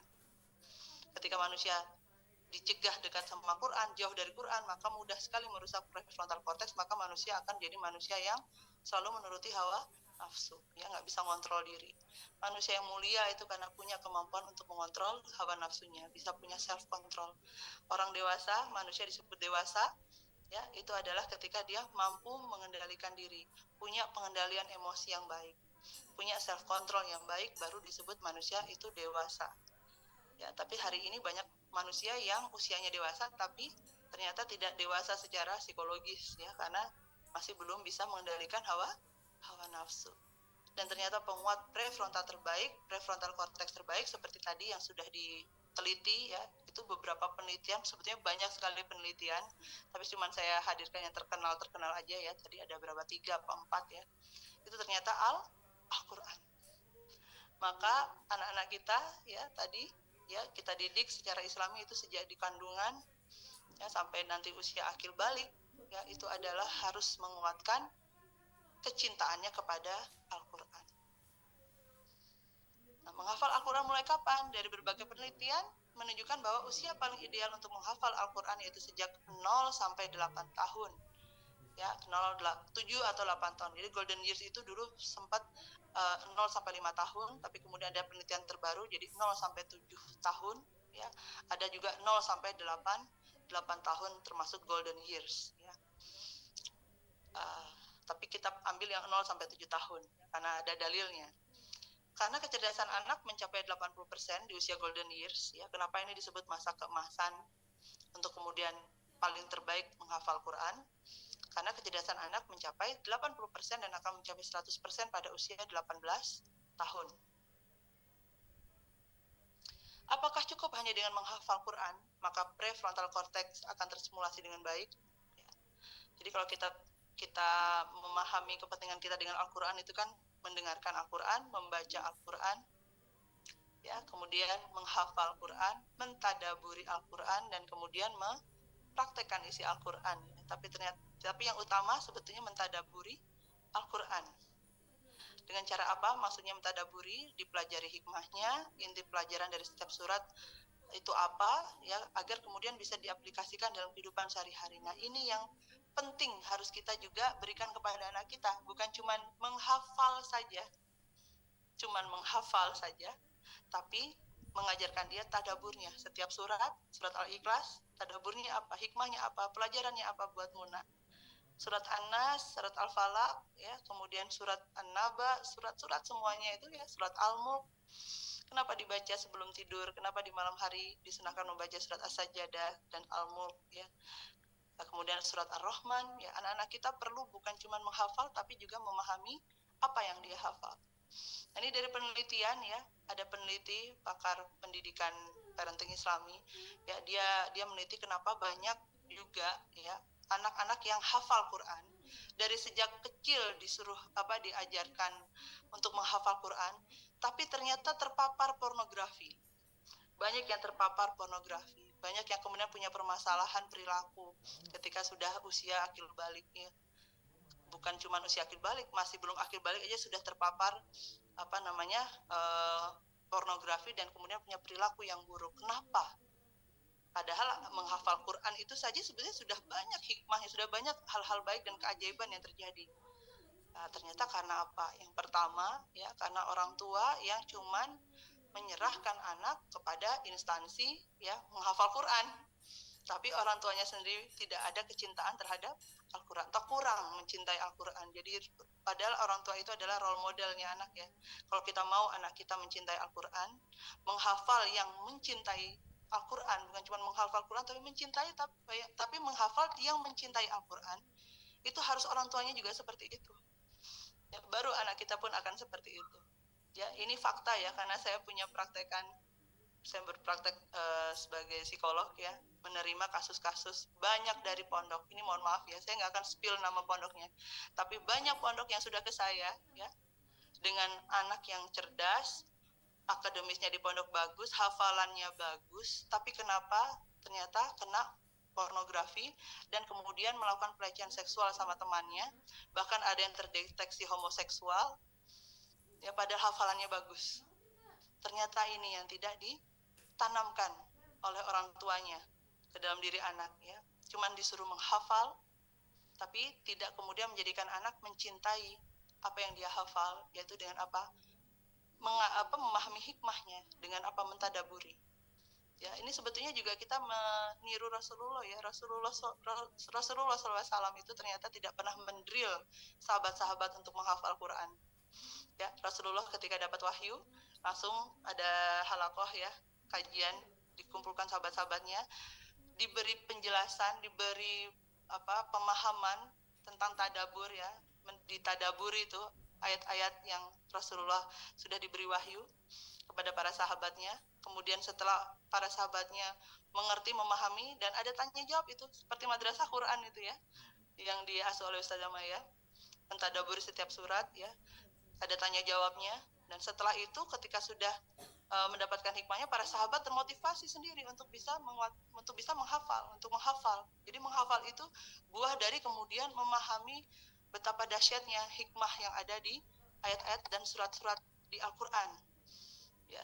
Makanya yang harus ditumbuhkan adalah kecintaan dulu terhadap Al-Quran, sehingga menghafal itu adalah sudah termotivasi sendiri, sudah menjadi kebutuhan sendiri untuk anak-anak kita, ya, sehingga anak-anak kita akan tercegah dari menjadi anak yang hafalannya banyak tapi akhlaknya buruk, hafalannya banyak tapi kepribadiannya nggak buruk, ya, karena prefrontal cortex itu harus diinstal, ya, untuk bisa berfungsi dengan baik, harus diinstal dengan install yang baik, yaitu Al-Quran, di mana bisa terinstal di PFC bukan cuma hafalannya, ya, kata-kata kalimatnya, tapi harus memahami apa yang dibaca, apa yang dihafal, baru nanti bisa terinstal di prefrontal cortex dan kemudian menjadi mindset takwa itu tadi. Nah, ini terakhir, ya, anak-anak adalah pembangun peradaban, mereka tumbuh berdasarkan apa yang ditanamkan orang tua mereka dalam jiwanya. Ya, jadi yang penting adalah orang tuanya dulu, ya. Ada istilahnya, kalau mau punya anak yang manis, orang tuanya harus manis dulu. Ya, ada berapa banyak anak-anak yang orang tuanya cuma menyerahkan saja ke instansi pendidikan karakter ya, Islam di pondok ya, dimasukkan sekolah tahfiz, tapi orang tuanya tidak melakukan hal yang sama, tidak punya ruhnya ya. Dan itu anak-anak bisa menghafal, karena menghafal itu orang non muslim aja bisa menghafal Quran kok ya, bahkan setan saja bisa menghafal Quran ya. Nah, jangan sampai anak-anak kita cuma menghafal Quran di lisannya aja, tapi juga harus sampai di hatinya. Ustazah, Jadilah pengaruh terbaik untuk anak ya, memahami. Jadi orang tua pun harus memahami Al-Quran dan hadis sebagai pedoman hidupnya. Demikian ya, sudah waktunya ya, sudah mau habis.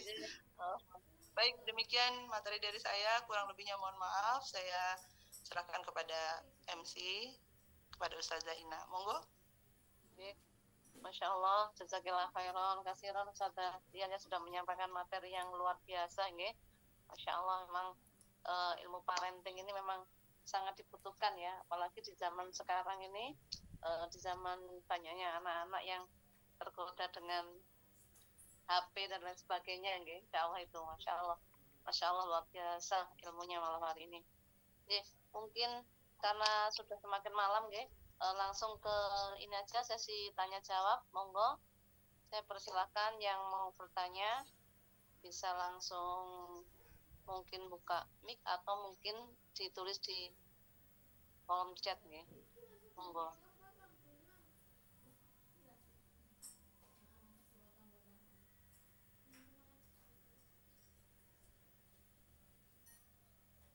Tadi ada yang raise hand kayaknya ya. Oh ya, ada ya.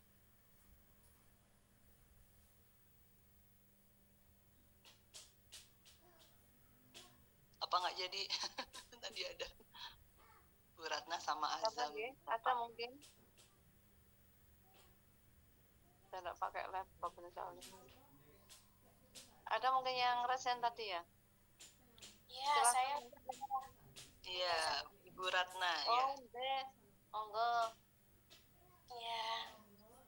Alhamdulillah, terima kasih Ustazah Dian. Saya Ratna, Bunda Zafran dari level 2. Saya kakaknya Mbak Desi dari kami. Oh iya. Ya, nyambung dan pernah ketemu sama jenengan.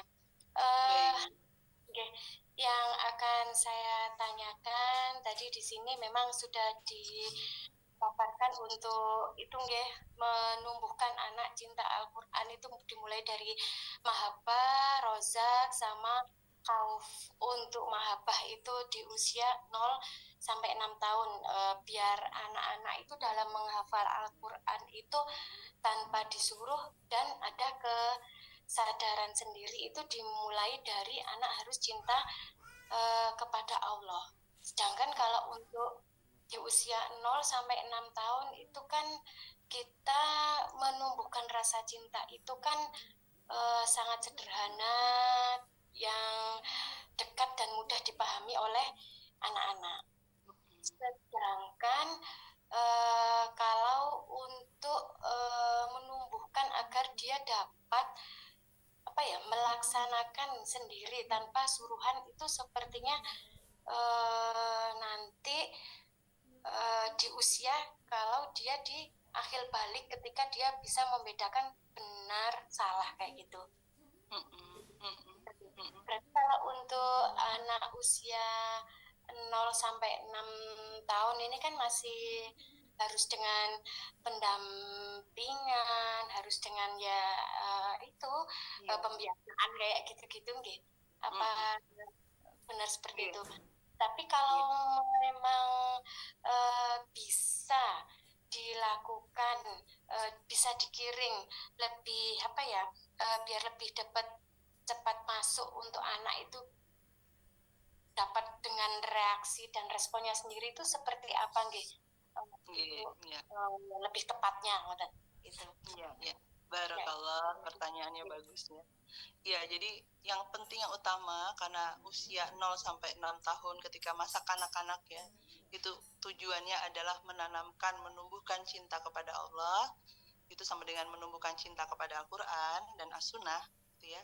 Jadi kita harus jaga betul ya di usia-usia tersebut, jangan sampai ya ada dari pemahaman anak kita tentang hal-hal yang menakutkan tentang agama ini, tentang Allah gitu. Tadi sudah saya contohkan seperti mengancam tentang apa ketika anak nakal, ancamannya bawa-bawa Allah gitu ya, nanti apa sama Allah dihukum loh ya, nanti disiksa loh ya, misalnya seperti itu harus kita jauhi.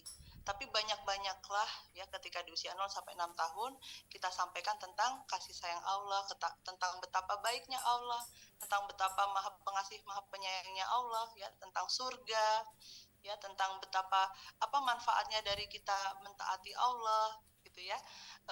Kemudian kita ceritakan juga tentang para nabi, bisa tentang banyak-banyak membaca buku tentang sirah nabawi. Para nabi itu kan orang-orang yang paling mencintai Allah ya, terutama yang nomor 1 adalah Nabi Muhammad SAW.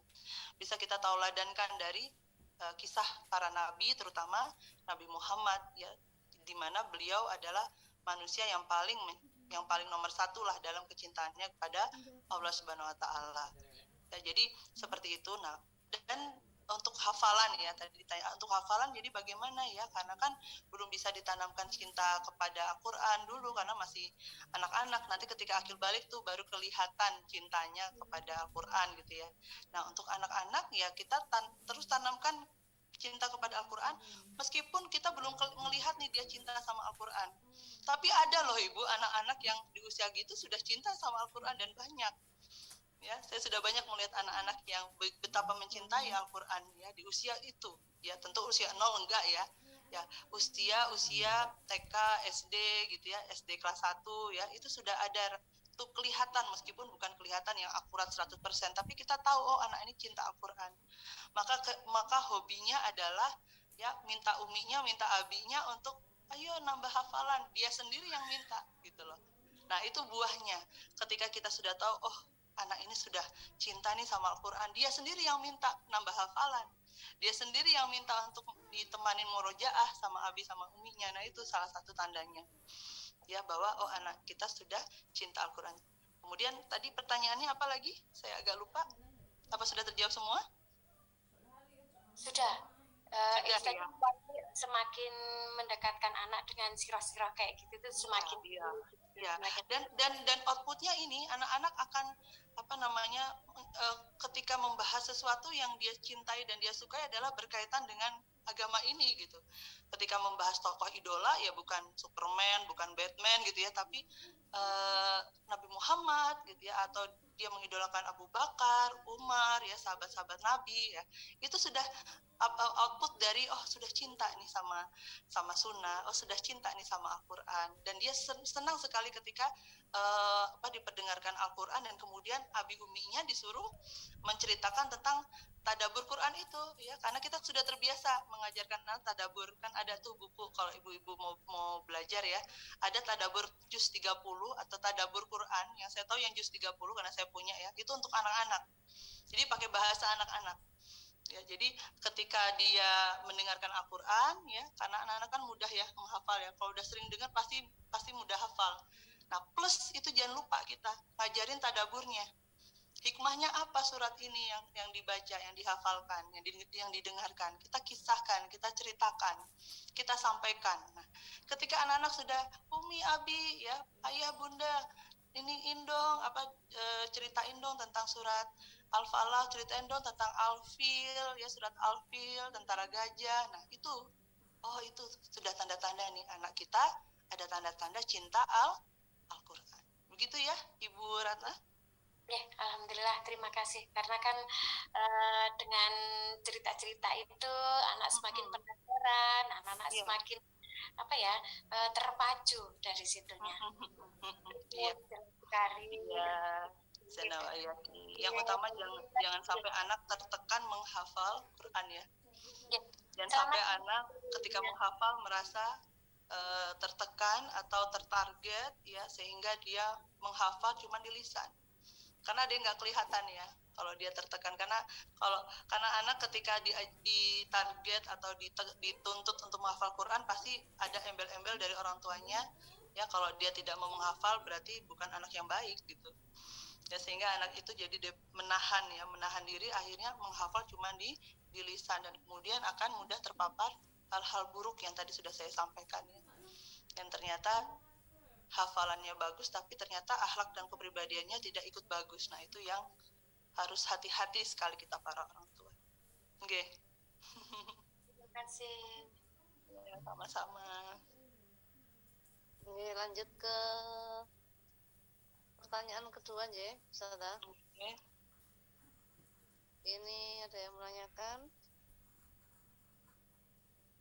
Assalamualaikum Ustazah, akan terkait menjaga fitrah anak ketika di usia 0 sampai 10 tahun, mungkin masih bisa kita mengawasi, masih bisa nurut lah istilahnya dengan orang tua. Lalu ya saya mau tanyakan bagaimana cara menjaga keistiqomahan anak dan fitrah anak agar tetap baik sampai ketika mereka dewasa nanti, karena alhamdulillah anak saya di usia 7 tahun ini sangat mudah untuk diarahkan, sholat 5 waktu, puasa dijalani tanpa ada protes, tahfidz dan lain-lain juga begitu. Kemudian timbul ketakutan dalam diri saya, apakah nanti ketika dewasa dia akan tetap istiqomah seperti itu saja. Jadi apa yang harus saya agar dia tetap bisa menjaga imannya, fitrah baiknya sampai dewasa nanti, ketika tangan saya tidak bisa lagi untuk menggenggam erat seperti sekarang ketika dia masih kanak-kanak. Jadi itu Masya Allah ya. Manusia ketika kita punya rasa takut, rasa cemas, ya, rasa khawatir, langsung koneksinya kepada Allah yang menggenggam seluruh hidup kita. Ya. Di tangannya Allah setiap peristiwa bisa terjadi atau tidak. Maka hari ini kan sekarang ini Ibu bilang bahwa anak Ibu sudah Masya Allah ya, sudah termasuk dalam anak yang bisa mudah diarahkan ya. Pasti itu karena orang tuanya juga sering-sering mengajarkan anak untuk berinteraksi dengan Al-Quran dan hadis ya. Itu pasti seperti itu, Masya Allah. Dan ketika ada ketakutan, keraguan, ya serahkan kepada Allah ya. Kita bertawakal ya, orang beriman itu ada cirinya suka bertawakal kepada Allah ya. Kita meyakini bahwa skenario Allah itu yang terbaik ya. Kita berpasrah kepada Allah ya. Dan yang utama adalah kalau kita ingin menjaga betul-betul agar anak kita bisa sampai nanti dewasa istiqomah, maka yang harus dibenahi, yang harus kita fokuskan untuk dijaga itu juga adalah terutama diri kita sendiri sebagai orang tua, kita dan suami kita ya, pasangan kita ya, suami istri, ayah dan ibu. Karena apa yang dilakukan oleh ayah ibu ya, bisa outputnya adalah, buahnya adalah apa yang terjadi sama anak itu adalah karena buah dari apa yang dilakukan orang tua ya. Ketika ada masalah sama anak ya, yang harus banyak-banyak bertobat dan beristighfar itu adalah orang tua, karena anak-anak kan masih usianya belum akil balik ya. Maka saya selalu kalau di tempat praktek saya, kalau ada kasus masalah anak, orang tua selalu gini, Budian tolong terapi anak saya nakal, anak saya begini ya. Saya bilang stop Bu, yang saya terapi bukan anak, kalau kasus anak, ibunya sama bapaknya. Gitu ya. Jadi kalau misalnya kita punya kekhawatiran ya, kita kan nggak bisa gandeng anak kita seperti yang tadi Ibu sampaikan. Yang bisa kita gandeng diri kita sendiri. Maka kita jaga terus diri kita ya untuk istiqomah. Ya, mudah-mudahan dengan keistiqomahan kita dalam beribadah, memperbaiki terus ibadah kita, amal soleh kita, bertobat terus kepada Allah, mudah-mudahan Allah menjadikan anak kita pun terjaga, karena buah dari buah dari kesungguhan kita kepada Allah. Gitu saja ya Bu, karena kalau kita cemas, takut, hati-hati ya, itu bisikan setan yang bikin kita cemas dan takut ya. Ketika kita ingin hati kita tenang, hati kita tentram ya, seperti ada di surat Ar-Ra'd ayat 28, kita ingat kepada Allah, maka hati kita tenang dan tentram ya. Ingat bahwa Allah itu Maha Pengasih, Maha Penyayang ya. Ingat bahwa Allah itu selalu mengijabah doa-doa kita gitu ya, terutama apalagi doa-doa baik ya, doa-doa baik yang menuju pada kebaikan di akhirat ya. Kemudian kita ingat kepada Allah, ingat sama nikmat-nikmat yang Allah sudah berikan kepada kita ya. Jangan kita memikirkan hal yang buruk-buruk ya. Nah, kalaupun yang terjadi hal buruk tersebut ya, itu sudah ketentuan Allah, dan ketentuan Allah tidak ada yang sia-sia ketentuan Allah, tidak ada yang nggak ada hikmahnya, semuanya pasti punya hikmah ya. Jadi yang utama untuk menenangkan hati ibu ingat kepada Allah, jadinya membuat ibu apa? Serius untuk fokusnya menjaga diri sendiri ya, sebagai orang tua, menjaga keimanan, ketakwaan, meningkatkan keimanan, ketakwaan, ya, keistiqomahan kita dalam beribadah, beramal soleh diri kita, sehingga mudah-mudahan outputnya adalah ya Allah pun akan menjaga anak cucu keturunan kita semuanya menjadi anak-anak yang solihah sampai dengan dewasa, sampai dengan akhir hayat, bukan cuma dewasa, sampai dengan akhir hayatnya. Begitu ya Ibu, apa sudah terjawab?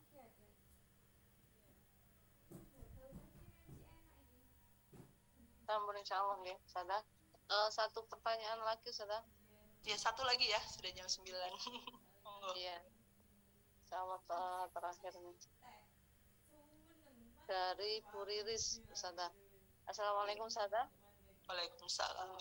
Saya ingin bertanya bagaimana caranya melindungi pengaruh buruk dari teman anak, karena didikan keluarga pada anak-anak pasti berbeda-beda. Apakah kita langsung ya melarang anak-anak untuk bermain dengan anak tersebut, atau ada cara yang lebih halus, Ustazah? Terima kasih. Oke, ini mungkin banyak kasusnya seperti ini ya. Ya.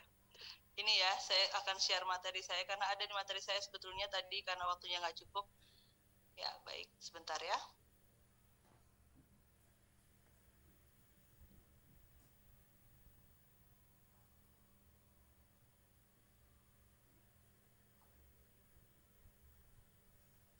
Jadi ya di sini nih ya, orang tua yang sukses, coba perhatikan ya slide ini ya. Orang tua yang sukses adalah yang bisa membuat anak-anaknya lebih terpengaruh padanya ketimbang lingkungan. Sehingga bagaimanapun lingkungan mempengaruhi anak, anak tidak akan terpengaruh karena instal dari kita sebagai orang tua begitu kuatnya tertanam dan merupakan hal yang paling anak-anak percayai. Buktinya, setelah anak remaja akil balik, ya, yang pertama dia cari untuk mengungkapkan keluh kesahnya adalah orang tua. Itu tanda-tandanya bahwa kita adalah yang paling dipercaya oleh anak. Yang paling pertama dicari untuk mengungkapkan keluh kesahnya adalah orang tua, bukan teman-temannya, bukan ibunya temannya, bukan budenya, bukan neneknya, tapi kita orang tuanya. Mengapa remaja sering punya masalah komunikasi dengan orang tuanya? Ya, kalau sudah akil balik tuh biasanya gitu kan, remaja ya nggak suka ngobrol sama orang tuanya, curhatnya sama teman-temannya atau sama yang di luar orang tuanya. Kenapa? Karena komunikasi dengan orang tua dianggap mereka sama dengan ceramah, overkultum, taujih, nasihat, dan dianggap apa? Nggak dengerin perasaannya. Nah ini yang penting ya. Mendengarkan perasaan beda sama mendengarkan kalimat ya.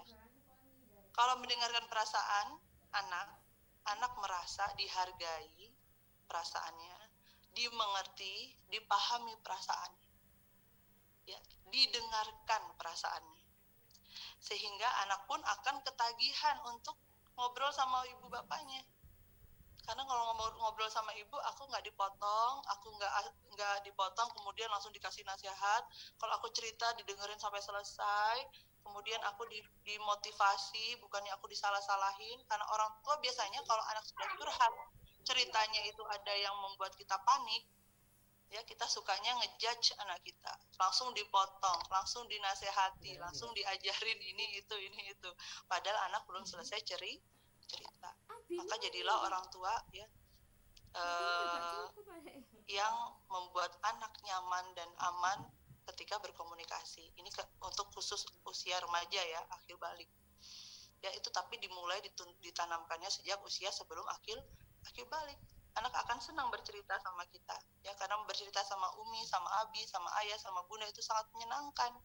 Aku merasa aman, aku merasa nyaman, aku merasa dihargai ketika aku cerita, ketika aku berpendapat. Ya, itu yang harus kita tanamkan.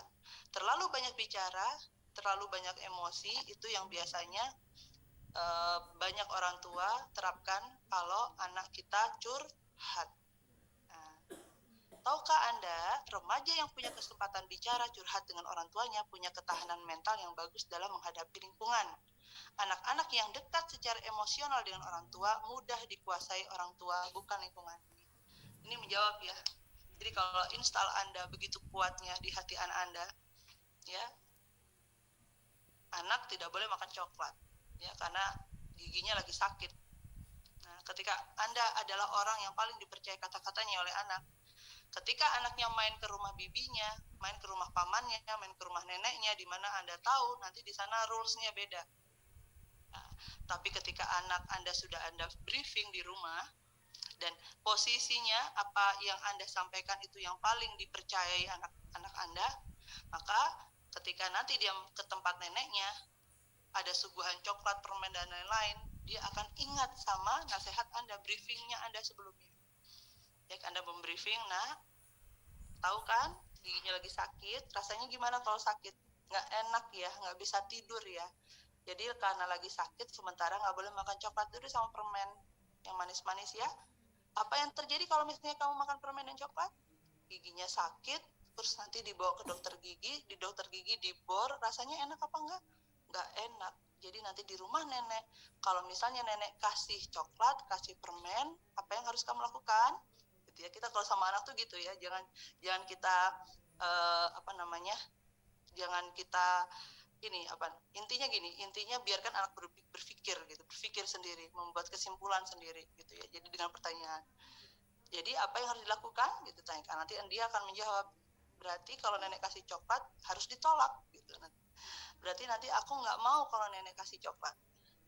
Ketika nanti di rumah nenek ditawari coklat, dia akan bilang, enggak nek, nggak mau makan coklat karena gigiku lagi sakit dan aku nggak mau kalau gigiku sakit nanti nggak bisa tidur dan nggak mau ke dokter gigi karena ke dokter gigi itu nggak enak. Itu kata ibuku gitu.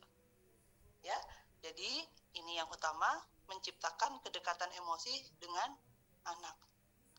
Maka ya nggak ada namanya nanti kalau udah kayak gini nih ya, nyalahin lingkungan. Meskipun lingkungan itu ada salahnya sama anak kita karena ngajarin yang nggak benar, tapi ketika install fondasi dasar di otak anak kita itu sudah terinstal kuat hal-hal baik yang kita ajarkan, ya, maka mau di lingkungan apapun dia akan survive. Ya, contohnya apa buktinya? Ini ada kisahnya Nabi Yusuf dan Zulaikha. Ya, ini di ayat 23. Ini dan 24 ya. Nanti bisa lihat ya. Intinya ini saya nggak akan baca, ini panjang ya. Intinya di cerita Nabi Yusuf dan Zulaikha merayu Nabi Yusuf untuk bermaksiat gitu ya. Nabi Yusuf sebetulnya mau ya. Ini seorang nabi loh ya. Dia mau sebetulnya.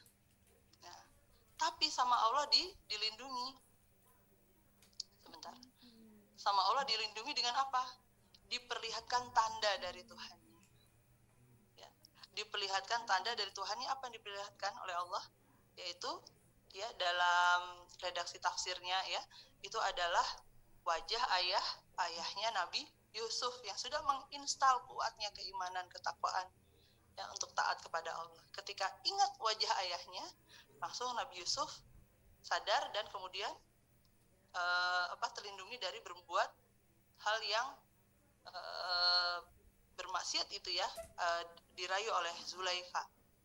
Nah, jadi ketika install orang tua itu begitu kuat tertanam dalam diri anak tidak ingin mengecewakan orang tuanya, anak begitu menghormati orang tuanya. Mau di lingkungan apapun, ada yang nawarin narkoba, nawarin nonton video porno, ya, nawarin melakukan kegiatan maksiat apapun, ketika ingat, oh ayah dan ibuku bakal sedih, oh ayah dan ibuku bakal kecewa kalau tahu ini. Ketika itu kuat, maka anak pun akan tercegah dari hal tersebut. Dan terutama ya, kalau kita ingin ya menenangkan diri ya, kan khawatir lingkungannya buruk gimana, ya tentu saja ya dengan bekal pemahaman kita tentang kebesaran Allah, dia dahsyatnya kekuatan Allah, ya kita pasrahkan kepada Allah, banyak-banyak didoakan anak kita. Ya, semoga Allah melindungi anak kita dengan apa tadi? Sama seperti yang pertanyaan sebelumnya, kita menjaga diri kita sebagai orang tua, menjaga perbuatan kita, menjaga perilaku kita, ya, menjaga kualitas ibadah kita, ya, supaya semuanya senantiasa selalu sesuai dengan apa yang Allah ridho. Karena orang tua ditegur itu bisa ke anaknya, bisa lewat anaknya, dengan permasalahan anak bermasalah, ya kita sebagai orang tua harus, oh ini teguran buatku ya, karena nanti yang akan disidang di yaumul hisab ya, ketika kita punya peran sebagai orang tua, itu ada anak, kenapa anak berbuat buruk ya, nanti akan ditanya juga bagaimana kita mendidik anak, apa sudah menjaga fitrahnya, apa sudah menjaga fitrah keimanannya, apakah sudah sungguh-sungguh serius betul-betul kita sebagai orang tua menjaga anak kita, menginstal fondasi dasar keimanan yang kuat ya, atau kita tidak sekuat itu, tidak seserius itu, nanti akan ditanya sama Allah gitu ya.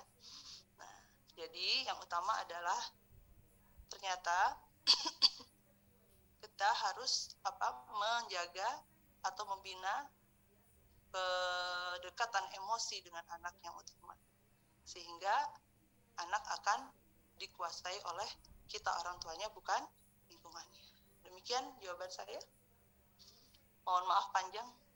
Masya Allah, jazakumullah khairan Ustazah, insya Allah ya. Sampun ini ya, itu insya Allah pertanyaan yang paling akhir, subhanallah.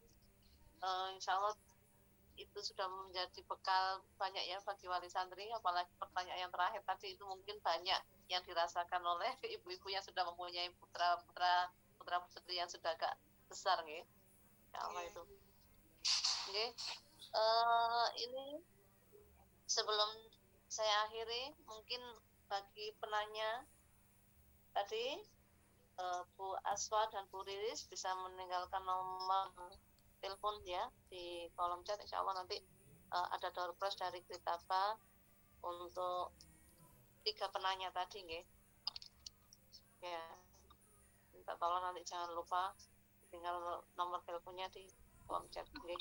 Mungkin itu alhamdulillah acara parenting pada malam hari ini sudah selesai nggih. Mari nanti sebelum ditutup kira ada sesi berfoto sama doa bersama Ustazah Sulis. Saya ucapkan jazakumullah khairan katsiran kepada Ustazah Dian yang sudah memberikan banyak ilmunya yang sangat luar biasa. Insya Allah ini bekal bagi kita semuanya, terutama para wali santri nggih, untuk bisa lebih menanamkan kepada anak-anak ke depannya. Jazakumullah khairan atas ilmunya, mudah-mudahan barokah dan bisa menambahkan keimanan kita kepada Allah dan ketakwaan kita kepada Allah.